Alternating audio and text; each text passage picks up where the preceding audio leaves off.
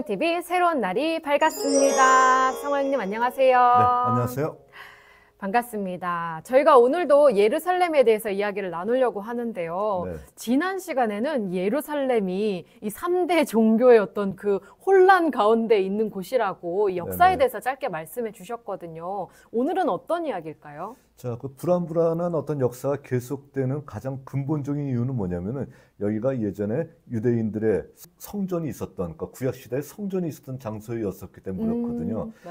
자, 그러니까 지난 시간에도 얘기했지만 성전이 있었던 장소라고 하게 되면 귀한 장소예요. 그 귀한 장소를 누군가가 여기를 만일에 침입해서 차지했다라고 하게 되면 어떻게 될까요? 예전의 성전을 부수고 자기들의 가장 귀한 어떤 종교 시설을 여기다 세운다라는 거예요. 자, 그러니까 성전이 무너진 다음에 교회가 잠깐 이곳에 세워졌다가 헬레나 시절에 그러다가 다시 어떻게 되나요? 다시 아랍 사람들이 이 지역을 차지하고 다음부터 시작해서는 아랍의 3대 성지라고 하는 모스크가 여기 또 세워져 있고요. 자, 그러니까 서로 자기 것이라고 주장할 수 있는 근거가 있다는 것이죠. 그러니까 불안불안한 어떤 평화가 이어질 수밖에 없는 장소가 바로 예루살렘이다라고 얘기할 수 있습니다. 네. 근데 예루살렘 성전에 대해서 또 저희가 또 궁금하거든요. 그러면 그 예루살렘 성전은 지금 어디라고 보면 될까요? 자, 성전은 위치로 봤었을 땐 정확한 위치를 우리가 알 수가 있습니다. 어디냐면은 바로 다윗이 처음에 도읍했던 어떤 지역들을 저희들이 다윗성이라고 얘기하고 있거든요. 그 다윗성 바로 위쪽 부분이 뭐냐면 현재 아랍의 모스크들이 세워져 있는 장소, 거기가 아리우나 타작마당이라고도 알려져 있고요. 다윗이 그 지역을 돈 주고 산 다음에 네. 거기다가 성전을 지을 수 있는 모든 준비를 다 마치고 솔로몬이 성전을 지음으로 말미암아서 바로 귀한 어떤 그 유대인의 성지가 되었던 것이죠. 근데 재미있는 것은 뭐냐면은 유대인들이 주장하고 있는 내용 중에 하나가 뭐냐면은 이거는 아주 옛날에 우리 조상들이 돈 주고 산 장소다. 그러니까 우리 거야라고 얘기하는 거예요.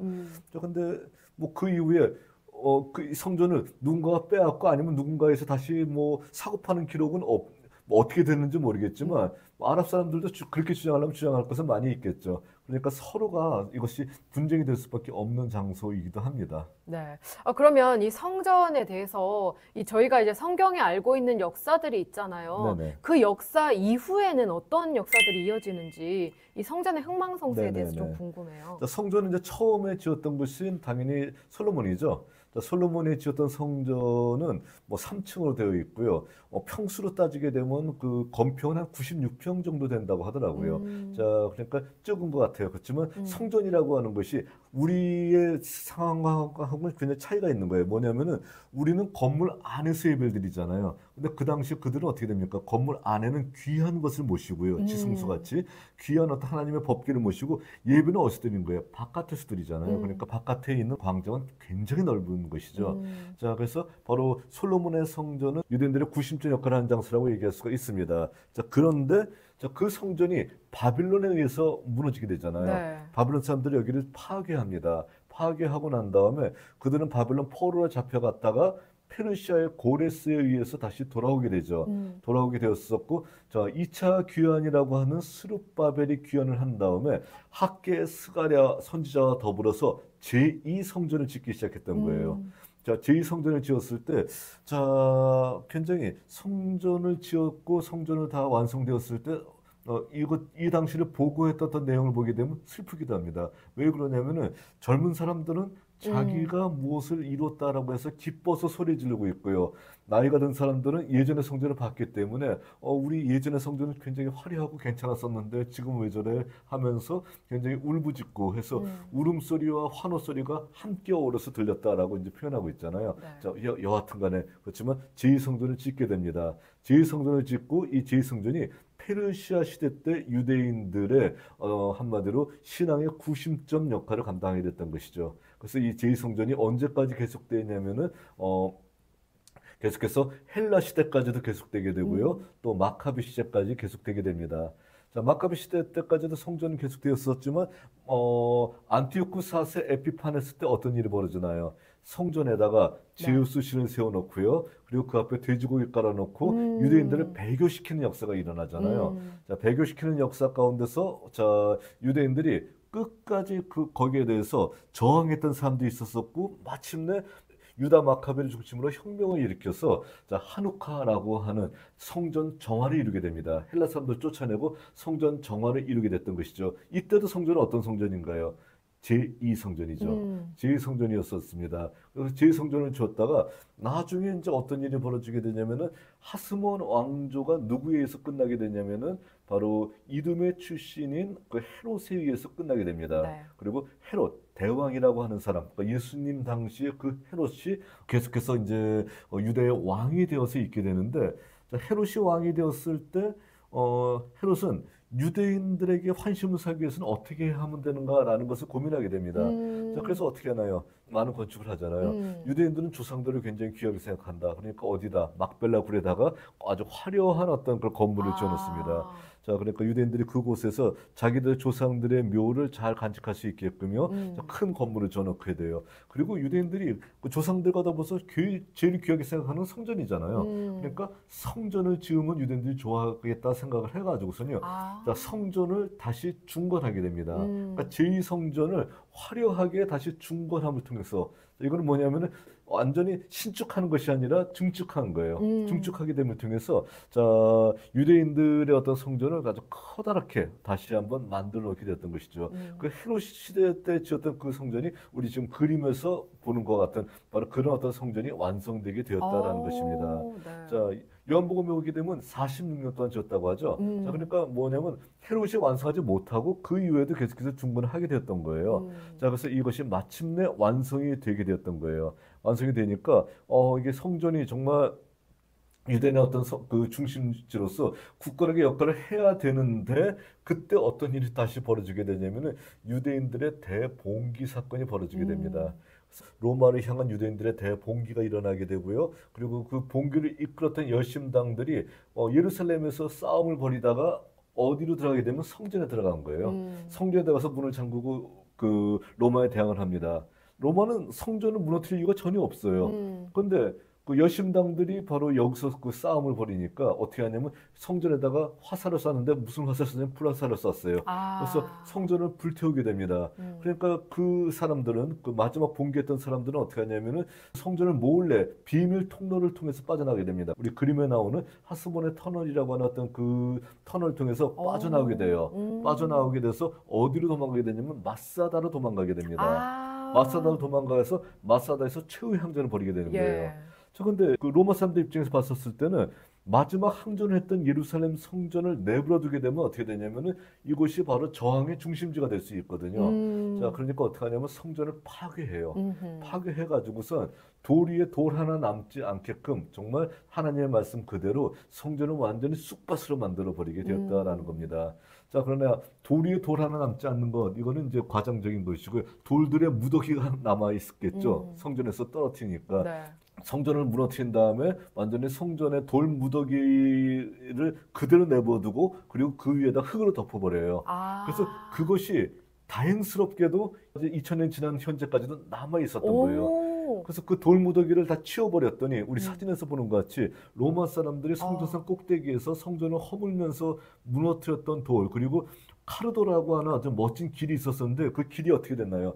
그 돌이 떨어지니까 그 카르도가 다 부셔졌겠죠. 그 부셔진 흔적들이 6.1 전쟁 후에 이곳을 그 점령했던 유대인들이 이 지역을 다시 한번 그 발굴해봤더니 남아 있었던 거예요. 자, 그러니까 세상에. 자, 바로 성전이 무너졌던 흔적들이 그대로 남아 있었던 어떤 모습을 보여주게 됐던 것이죠. 그래서 예루살렘의 성전은 바로 헤롯의 성전이 바로 AD 69년도에 로마 사람들에 의해서 파괴됨을 통해서 성전의 역사는 끝나게 되었던 것입니다. 와, 진짜 이렇게 과거의 흔적까지 저희가 살펴보니까 그 네네. 당시에 어떤 느낌이었을지 막 그 당시에 와 있는 것 같은 그런 느낌까지 드네요. 만약 이것을 그 묻어버리지 않았었으면 어떻게 됐었냐면 사람들은 여기다 또 집 짓고 살았을 거예요. 그런데 여기를 묻어버린 다음에 이 근처 얼씬 거리지도 마라고 로마 사람들이 얘기를 했기 때문에 어떻게 된 거예요? 남아 있었던 거예요.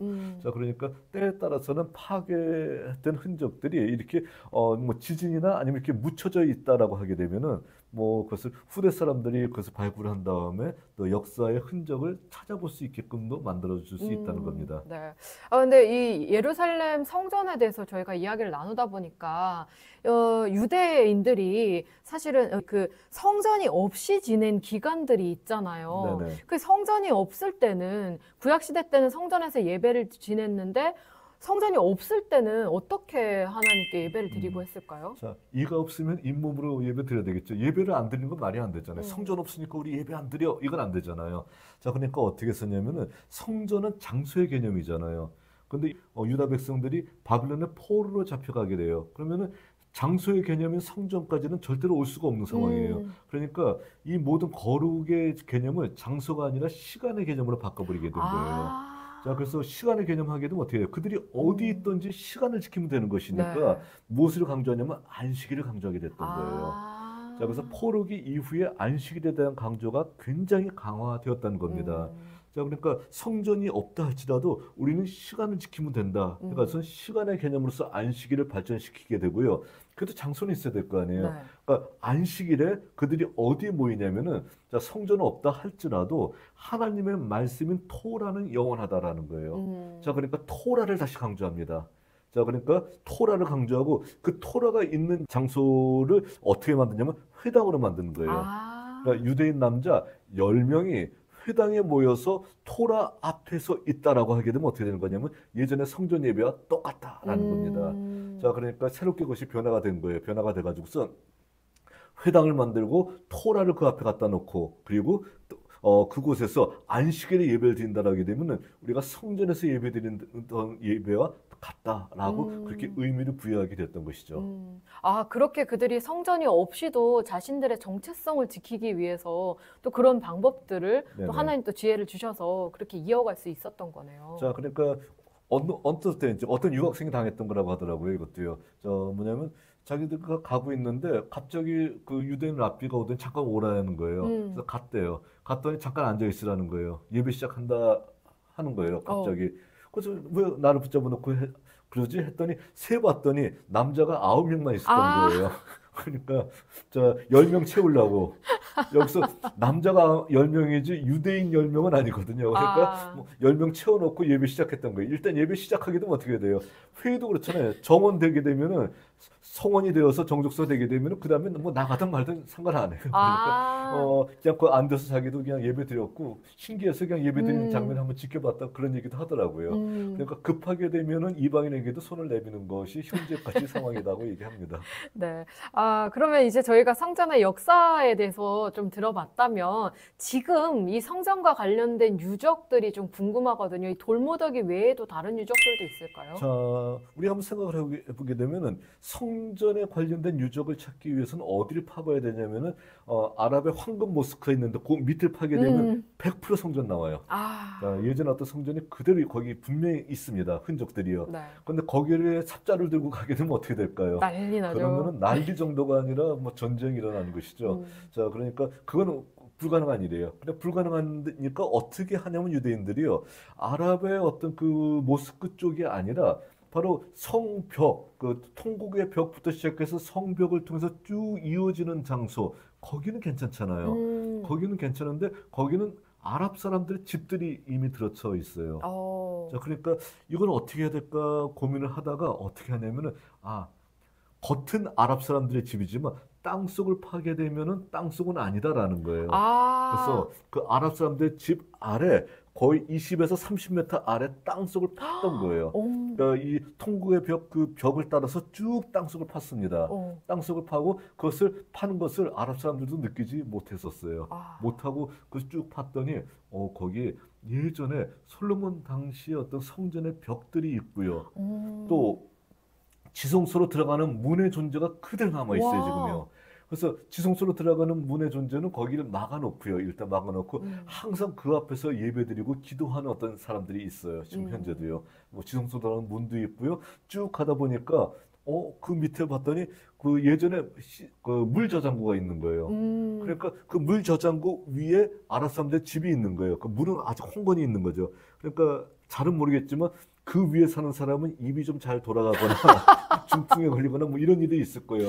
뭐 수맥 정도가 아니라 바로 물 위에 집이 있는 거니까요. 자, 그러니까 그런 어떤 그 물의 흔적도 있고요. 그 물 저장고 흔적도 있고 예전에 그 열주의 흔적들, 그러니까 기둥의 흔적들도 남아 있고 이런 것들이 남아 있습니다. 그러니까 이것을 이제 공개하게 된 다음부터 시작해서 어떻게 합니까? 아랍 사람들이 난리 났죠. 우리 땅에다 이런 짓을 했냐 하는데 뭐 치아가 니네 땅이냐 얘기하는 거예요. 자, 그리고 잘은 모르겠지만 뭐 성전 안으로도 들어가지 않았을까라는 어떤 그 추정을 해보게 되지만 충분히. 네, 땅속을 우리가 알 수가 없기 때문에 그들이 어떤 짓을 했는지는 잘 모르겠어요. 그러나 자, 이런 것이 발견되면서 뭐 성전산 지하 터널이라고 얘기하고 있는데 이 지하 터널 속으로 들어가게 되면은 그 당시 예수님 당시 또는 그 훨씬 이전 당시의 예루살렘의 가장 그 흔적을 발견할 수 있는 장소예요. 그러니까 이 지역을 우리가 그쪽을 가보게 되면은 한마디로 정말 예수님 당시 훨씬 이전의 구약 시대 당시 어떤 유적들을 우리가 진짜 온몸으로 느낄 수 있는 어떤 그런 장소이기 때문에 예루살렘에 가시는 분들은 이 성전산 지하 터널을 꼭 한번 가보실 것을 권장하고 싶습니다.